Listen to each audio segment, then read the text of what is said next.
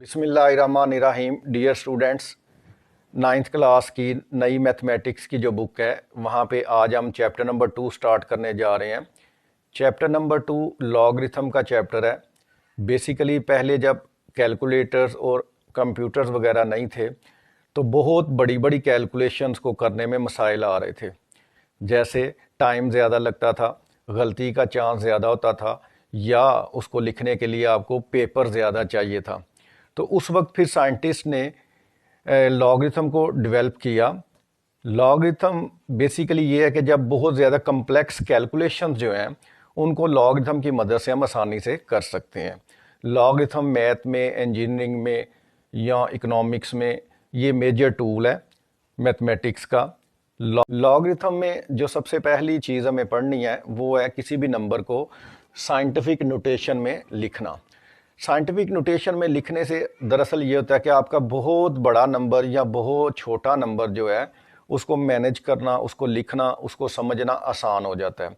तो scientific notation basically क्या है कि किसी भी नंबर को हम 10 की पावर की शक्ल में जो लिखते हैं। डेफिनेशन जो होगी साइंटिफिक नोटेशन की वो ये है कि एक नंबर को अगर हम एक्सप्रेस करें a×10⁻n की शक्ल में। अब ए को हम कहेंगे ये कोफिशिएंट है या बेस है, और ये जो ए है ये आपका जो नंबर होगा ये 1 से लेकर 10 के दरमियान कोई नंबर होगा। तो ए इज ग्रेटर देन और इक्वल टू 1, मतलब 1 भी हो सकता है और 1 से बड़ा भी हो सकता है ये नंबर, एंड लेस देन 10 और 10 से छोटा, मतलब कि ये जो ए है हमारा ये 1 से लेकर 9 तक कोई नंबर होगा, single digit non zero number होगा जो ए है जो है। एंड एन बिलोंग टू जी। जी हम कहते हैं, जी से शो करते हैं इंटीजर्स का सेट। आपने पढ़ा हुआ है जो इंटीजर्स हैं उसमें 0 है, 1 2 3 सो ऑन, और इस साइड पर -1 -2 -3 एंड सो ऑन। तो इसका मतलब है पॉजिटिव नंबर्स, नेगेटिव नंबर्स और 0 ये सारे इंटीजर्स हैं। तो जो 10 की पावर है ये इंटीजर होगी, मतलब या तो कोई पॉजिटिव होल नंबर होगा या नेगेटिव होल नंबर होगा या 0 होगा। तो इंटीजर में कुछ हो सकता है। तो इसका मतलब है साइंटिफिक नोटेशन में हम क्या करेंगे, किसी नंबर को सबसे पहले तो हम ए का मतलब है कोफिशिएंट जो है वो 1 से लेकर 9 तक कोई भी नंबर हो सकता है। ये 0 नहीं हो सकता या 2 डिजिट का नंबर नहीं हो सकता। तो 1 से 9 तक कोई नंबर होगा इधर ए पे। ऊपर जो पावर है ये पॉजिटिव हो सकती है या नेगेटिव हो सकती है या 0 हो सकती है।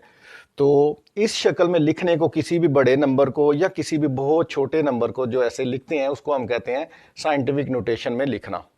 अभी नेक्स्ट एक्सरसाइज 2.1 स्टार्ट करेंगे। वहाँ पे जो उसका फर्स्ट क्वेश्चन है वो यही है कि आपने एक नंबर को साइंटिफिक नोटेशन में मेंशन करना है। एक्सरसाइज नंबर 2.1 क्वेश्चन नंबर 1 है, express the following numbers in scientific notation. ये जो नंबर्स लिखे हुए हैं ऑर्डिनरी नोटेशन में, इसको साइंटिफिक नोटेशन में आपने एक्सप्रेस करना है। यहाँ पे एक चीज़ थोड़ी सी अब देखते हैं कि सपोज हम एक वेरिएबल लिखते हैं x। ये x वेरिएबल है, यहाँ पे कुछ चीज़ें और भी हैं जो कि अंडरस्टूड हैं जो लिखी नहीं गई। जैसे अगर किसी का कोफिशिएंट कुछ नहीं लिखा तो उसका कोफिशिएंट 1 होगा। अगर किसी की एक्सपोनेंट पावर नहीं लिखी तो उसका मतलब उसकी पावर 1 है। अगर किसी के डिनोमिनेटर नहीं शो कर रहे तो उसका मतलब उसका डिनोमिनेटर 1 है। अगर किसी के साथ कोई साइन नहीं है तो हमें पता है उसके साथ पॉजिटिव साइन है। तो यहाँ पे अगर किसी भी नंबर को हम ऐसे लिखते हैं तो यहाँ पे हमें पॉइंट नज़र नहीं आ रहा, लेकिन यहाँ पे लास्ट पे पॉइंट होगा। तो साइंटिफिक नोटेशन में लिखने के लिए क्या करना है, आपने पॉइंट को शिफ्ट करना है फर्स्ट नॉन जीरो डिजिट के बाद। तो हम क्या करेंगे, पॉइंट को यहाँ से शिफ्ट कर लेंगे इस जगह पे। तो ये जो आपके पास आ जाएगा ये आ जाएगा 2.0, या इसको सिंपल हम कह सकते हैं 2 मल्टीप्लाई बाय 10 की पावर। आपने 1 2 3 4 5 6 डिजिट्स पॉइंट को मूव किया है तो यहाँ पे 10 की पावर आ जाएगी +6। तो साइंटिफिक नोटेशन में लिखने के लिए क्या करना है, आपने जो पॉइंट है इसको फर्स्ट नॉन जीरो डिजिट के बाद शिफ्ट करना है। इस पोजीशन को कहेंगे रेफरेंस पॉइंट या रेफरेंस पोजीशन। तो पॉइंट को आपने रेफरेंस पोजीशन पे लाना है। जितने डिजिट आप मूव करेंगे उतनी 10 की पावर होगी। अगर तो नंबर जो है वो 10 से बड़ा है तो 10 की पावर पॉजिटिव आएगी। और अगर नंबर 1 से छोटा होगा, जैसे यहाँ पे थर्ड पार्ट में देख रहे हैं तो 0.0042 है, तो ये नंबर 1 से छोटा है, तो वहाँ पे जो 10 की पावर आएगी वो नेगेटिव आएगी। में 48,900 लिखा हुआ है, तो यहाँ पे क्योंकि अंडरस्टूड है कि अगर पॉइंट नहीं है तो वो इस जगह पे है। अब पॉइंट को हमने मूव करना है रेफरेंस पोजीशन पर या रेफरेंस पॉइंट पर। रेफरेंस पॉइंट का मतलब है कि आपका point first non zero digit, पहला नॉन ज़ीरो डिजिट यहाँ पे 4 है, तो 4 के बाद पॉइंट को लेके जाना है। तो ये आपके पास बन जाएगा 4.89 मल्टीप्लाई बाय 10 की पावर कितनी लिखेंगे, 1 2 3 4 डिजिट्स हम पॉइंट को पीछे लेके गए हैं, तो 10 की पावर आ जाएगी +4। फिर रिपीट कर रहा हूँ कि वो नंबर जो 10 से बड़े होंगे उनकी पावर पॉजिटिव आएगी, और जो नंबर 1 से छोटे होंगे उनकी पावर नेगेटिव आएगी। जैसे नेक्स्ट है थर्ड पार्ट में, ये नंबर है 0.0042। अब पॉइंट को हमने फॉरवर्ड लेके जाना है, आगे लेके जाना है। अब उसकी रेफरेंस पोजीशन पर, रेफरेंस पॉइंट पर, रेफरेंस पॉइंट कौन सी जगह होगी, पहला जो डिजिट होगा नॉन ज़ीरो डिजिट, पहला नॉन ज़ीरो डिजिट, उसके बाद पॉइंट को लेके जाना है।